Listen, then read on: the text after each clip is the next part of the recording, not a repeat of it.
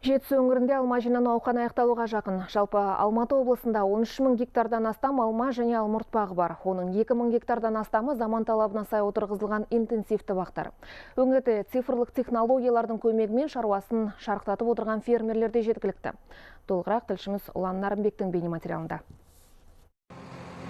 Интенсивті бақтағы алма ағаштарының ауырмай өсіп, сапалы жеміс беруін қадағалау Нариман Тұрсынбаевтың міндеті. Ол болашақ бағдарламасымен Германияда молекулярлық биотехнологияны оқып қайтқан.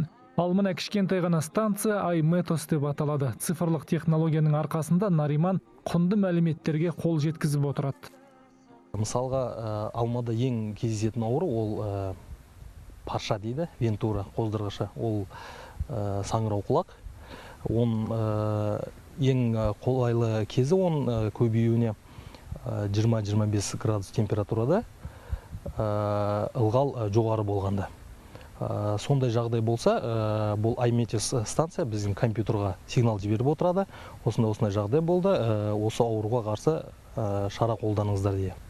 Интенсивті бақтың тағы бір ерекшелігі әр гектарға 3,5 мың түп көшет отырғызылады. Осы кәсіпті 2013 жылы қолға алған компания алма бақтың көлемін бүгінде 150 гектарға жеткізген.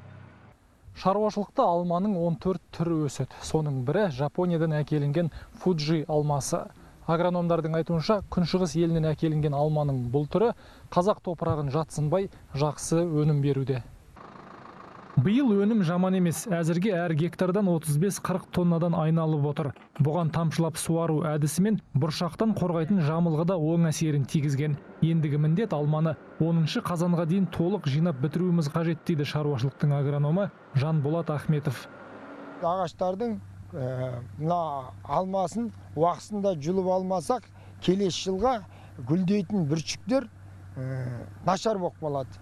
Әзір уақытында жұлып алсаңыздар, бұл ендігі жылға гүлдеуі де, өнімі де жақсы болады. Бір жағынан ағаш демалады, әрі бұтақтарының қабықтары қалыңдап, қысқы суыққа төзімді болады.